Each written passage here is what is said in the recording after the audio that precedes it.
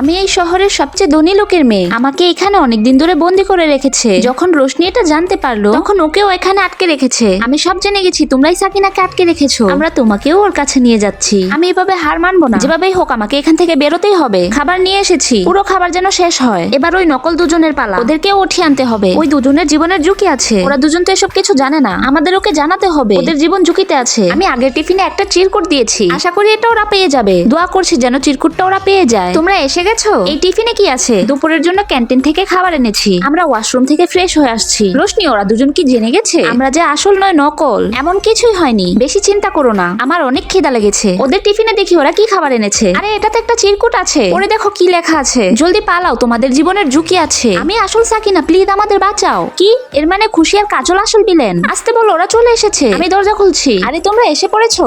তোমরা আমাদের টিফিন খোলোনি তো? না না, একদমই না। আসলে সাকিনা দেখতে চেয়েছিল তোমরা এমন কি খাও, যার কারণে তোমরা এত সুন্দর ফিট থাকো। সাকিনা দেখার আগেই তোমরা চলে এসেছো।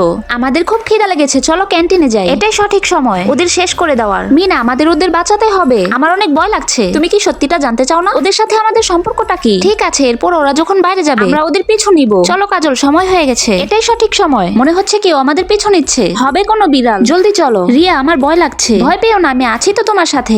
তোমাদের খাবার এনেছি। আর শোনো, বুলো এখান থেকে বের হওয়ার চেষ্টা করো না। জলদি চলো, কেউ দেখলে সমস্যায় পড়ে যাবো। দেখেছো আমার বুদ্ধি? এবার আমরা এখান থেকে পালাতে পারবো। আরে বাপরে, আরে তোমরা যাক, তাহলে তোমাদের কিছু হয়নি। আসলে তোমরা সবাই আমাদের জালে ফেসে গেছো। তোমরা আমাদের সাথে এসব কেন করছো? আর তখনই বিল্ডিং এ বড় ভূমিকম্প শুরু হলো। এসব কি হচ্ছে? আমার মাথা ঘোরাচ্ছে। সাকিনার সাইকোলজিক্যাল সমস্যা আছে। ও সবসময় বলতে থাকে ওর ছোট একজন বোন আছে। রোশনিরও সেম একই সমস্যা। রোশনিও বলতে থাকে ওর কোনো বড় বোন আছে। মনে হচ্ছে মাথার সমস্যা বেড়ে গেছে। ওষুধের ডোজ বাড়িয়ে দিতে হবে। এর মানে এ পর্যন্ত যা হয়েছে ওইটা কোনো স্বপ্ন নয়, বরং সত্যি। সত্যি কি আমার কোনো ছোট বোন আছে যে পুরোই আমার মতো দেখতে? বন্ধুরা, পার্ট 4 দেখতে চাইলে লাইক ও সাবস্ক্রাইব করে কমেন্টে পার্ট 4 লিখে যাও।